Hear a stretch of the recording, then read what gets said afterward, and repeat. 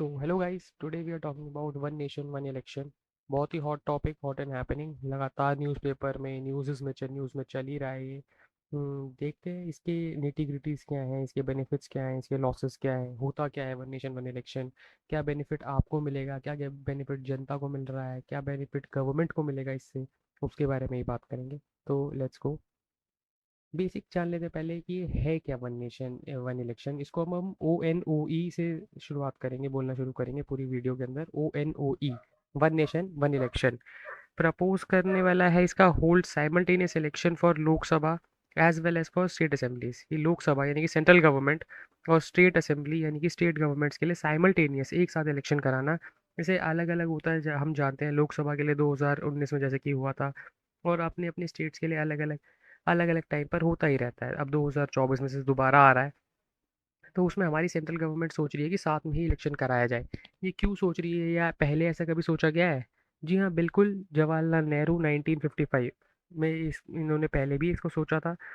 और इस टाइम ये नहीं हो पाया क्योंकि पॉलिटिकल कॉन्शियसनेस नहीं था, या लॉजिस्टिकल सपोर्ट नहीं था, लॉजिस्टिक्स नहीं थे हमारे पास, उतने अच्छे रिसोर्सेज नहीं थे।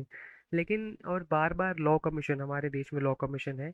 उसकी बात फिर किसी और वीडियो में करेंगे। लॉ कमीशन बार बार रिपोर्ट देता रहा है। 2018 की भी रिपोर्ट में उन्होंने ट्रिगर किया इसको, इस फिनोमेना को, कि हमको ये लागू करना चाहिए।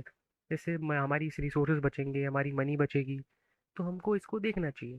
तो अब उसके बाद बात कर लेते हैं, तो लॉ कमीशन को क्यों क्यों इसने लॉ कमीशन ने इसको प्रपाउंड किया, या क्यों लॉ कमीशन ने बोला इसको? क्योंकि लॉ कमीशन भी देखता है कि फ्रीक्वेंसी जो हमारे देश में इलेक्शंस की, वो हर 2 साल में एक बार इलेक्शन हो ही जाते हैं, देखा जाएगा तो कहीं ना कहीं देश के अंदर। हर 2 साल 3 साल के अंदर कभी MCD इलेक्शन, कभी स्टेट इलेक्शन, कभी सेंट्रल इलेक्शन। सेंट्रल इलेक्शन तो चलिए हर 5 साल में एक ही बार आने वाला है, लेकिन स्टेट असेंबली इलेक्शंस पूरे ईयर में कहीं ना कहीं होते ही रहते हैं।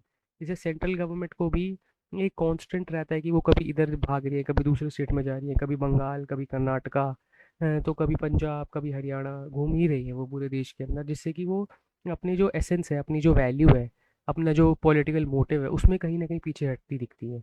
इकोनॉमिकल, इससे देश को इकोनॉमिकल लॉस होता है, इकोनॉमिक थ्रेट है हर बार, हर 2 साल 3 साल में कहीं ना कहीं इलेक्शन पूरे देश में होना।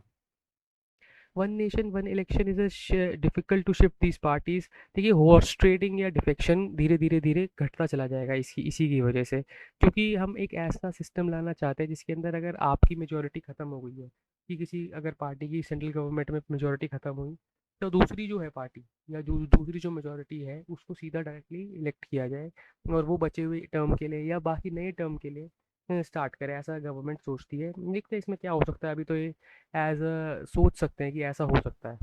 स्ट्रेंथन करेगी फेडरल सिस्टम को, स्टेट गवर्नमेंट को ज़्यादा स्टेबिलिटी प्रोवाइड करेगी, और इनस्टेबिलिटी को धीरे धीरे कम कर देगी।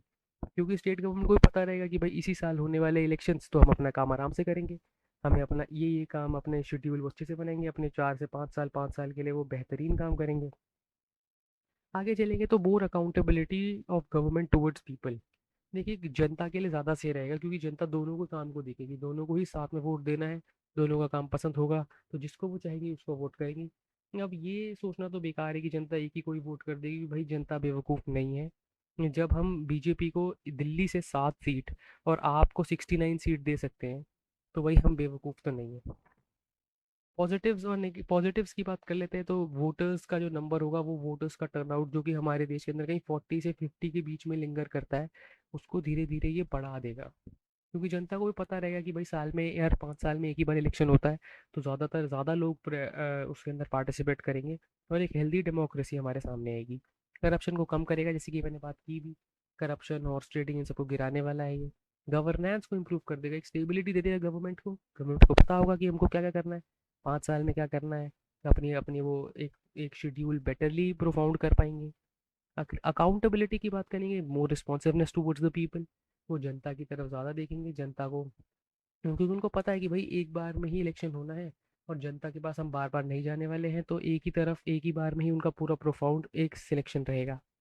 चैलेंजेस की भी बात कर लेते हैं। चैलेंजेस भी होने वाले हैं कुछ कुछ इसके, जैसे कि लॉजिस्टिक चैलेंजेस की मैंने बात करूँ, तो ज़्यादा पोलिंग स्टेशन, ज़्यादा पोलिंग बूथ, ज़्यादा स्टाफ, ज़्यादा आर्मी, ज़्यादा पुलिस हमको मोबिलाइज करनी पड़ेगी, देखा जाएगा तो, जिसकी वजह से एक ज़्यादा ही इकोनॉमिकल हमारा कॉन्स्ट्रेंट रह सकता है।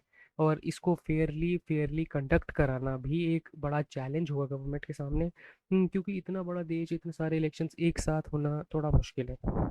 लेकिन हम इसको कर सकते हैं, ये बेरेबल है। फाइनेंशियल कॉन्स्टेंट्स की मैं बात करूँ या फाइनेंशियल चैलेंजेस की मैं बात करूँ, तो ये एक्सपेंसिव रहेगा। जो कि अभी बात हुई भी है उस पे कि कितने ज़्यादा मोबिलाइजेशन, कितने ज़्यादा बोलिंग बूथ, कितने ज़्यादा स्टाफ की ज़रूरत पड़ने वाली है। कि तो चैलेंजेस तो होंगे। लेकिन देखा जाएगा तो हर 2 साल में जो इलेक्शन होता है, अगर उसको क्यूमुलेटिवली हम देखें या 2-3 साल वाले को, तो उसके साथ में ही रहेगा, इतना कुछ ज़्यादा बढ़ के नहीं आने वाला है इसकी कॉस्ट। पॉलिटिकल चैलेंजेस भी कुछ कुछ हो सकते हैं, लेकिन उनको भी हम बेयर कर सकते हैं। तो रिक्वायर कॉपरेशन, अगर cooperation regional parties, national parties और हमारी जो सारी की सारी स्टेट पार्टीज है वो कॉपरेट करेंगी इसके अंदर, तो करप्शन भी गिरेगा, हॉर्स ट्रेडिंग भी गिरेगी, और पॉलिटिकल चैलेंजेस भी मैनेज हो सकते हैं। लेकिन हाँ, ज़रूर पॉलिटिकल चैलेंजेस रहेंगे, राइट्स हो सकते हैं, जो कि आम बात है, देखा जाता भी है। एडवांसमेंट की बात करेंगे, अभी हो क्या रहा है, तो भाई विपक्ष का कहना है कि बहुत एक्सपेंसिव होगा, लॉजिस्टिकल चैलेंजेस होंगे, फेडरल सिस्टम को अंडरमाइन कर देगा, स्टेट के मुद्दे दब जाएंगे, जो कि देखा जाए कहीं ना कहीं पर एक सोचने वाली बात भी है। लेकिन सेंट्रल गवर्नमेंट इसके ऊपर अडिग है, उन्होंने एक गवर्नमेंट कमेटी बना दी है हमारे फॉर्मर प्रेसिडेंट श्री रामनाथ कोविंद जी के अगुवाई में। अब देखते हैं कि इसमें क्या रहता है। अब ये एकदम ही नेसेंट फेज पर है वन नेशन वन इलेक्शन का। रिपोर्ट्स कमेटी अपनी रिपोर्ट पेश करेगी, उसी के बेस पर गवर्नमेंट चलेगी। लेकिन मुझे लगता है कि गवर्नमेंट ने इस फैसला कर लिया है कि ONOE को वो लोग अब लागू करके ही रहेंगे। Government will carefully considering the argument before managing the decision on whether or not to implement it। देखते हैं कि अगर इसमें क्या आगे रहता है, और उम्मीद करेंगे कि ये हो जिससे देश को भी फायदा होगा इससे, इकोनॉमिकली, सोशली, पॉलिटिकली।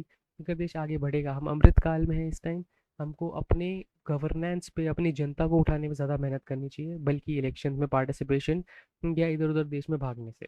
ये एक अच्छा इनिशिएटिव है और इसे हमें सपोर्ट करना चाहिए, देखा जाए तो। कुछ प्रॉब्लम्स हर एक चीज़ में होती ही हैं, कुछ प्रॉब्लम्स को हमको टैकल करना आना भी चाहिए, और ये हम कर भी रहे हैं अच्छे से। इसकी भी हम छोटी मोटी जो प्रॉब्लम्स हैं जो टैकल करेंगे, और फेडरल सिस्टम को अंडरमाइन होने से भी हम बचा सकते हैं पॉलिटिकल पॉलिटिकल चैलेंज के अंदर, देखा जाए तो। We'll try our level best to go through it. और यहीं वीडियो को एंड करूँगा मैं। Thank you very much for watching. जय हिंद, वंदे मातरम।